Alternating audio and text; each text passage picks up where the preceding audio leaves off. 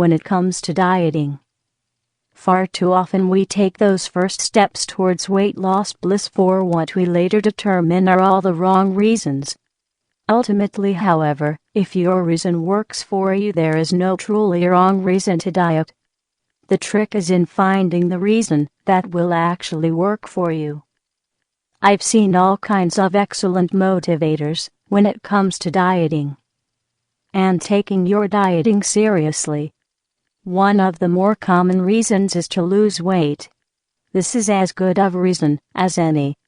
Some want to get back into the size 5 jeans they wore in high school, while others would simply like to be able to look in the mirror once again without feeling guilt.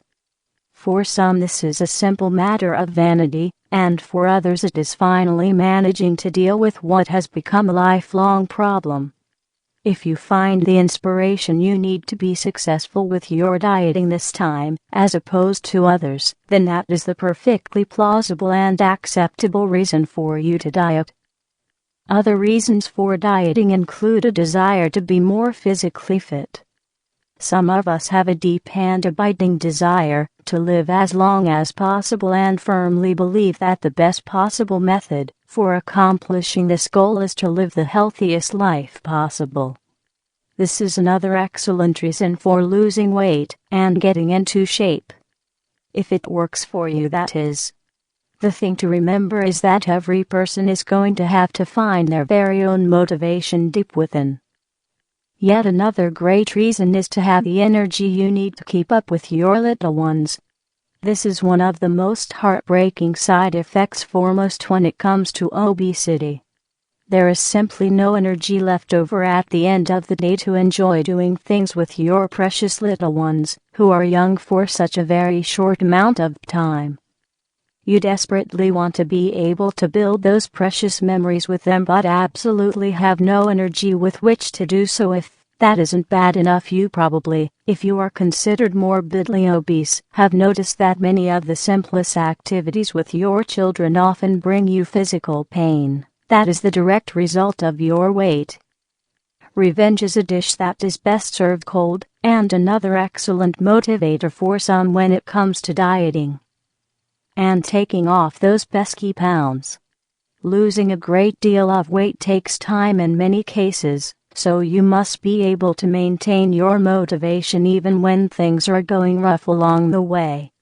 The path to a new body is not an easy path. This is for those who have some serious emotional healing to do, and the best revenge for old slights and wounds is to come back more beautiful than ever before. If this motivation is what it takes for you to take off the pounds, then this is the motivation to which you should cling. Religion is another common weight loss motivation. Some people believe the body should be treated as a temple. There is nothing wrong with this philosophy at all, though it takes some us longer to find our way to that line of thinking than others.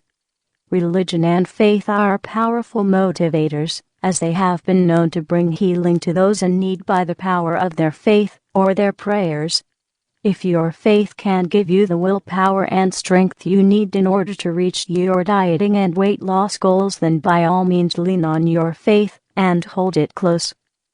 No matter what motivation you have for dieting and losing weight, if you find it is no longer working for you, then you need to find another motivator quickly. Without proper motivation, it is quite unlikely that you will ever meet your weight loss goals.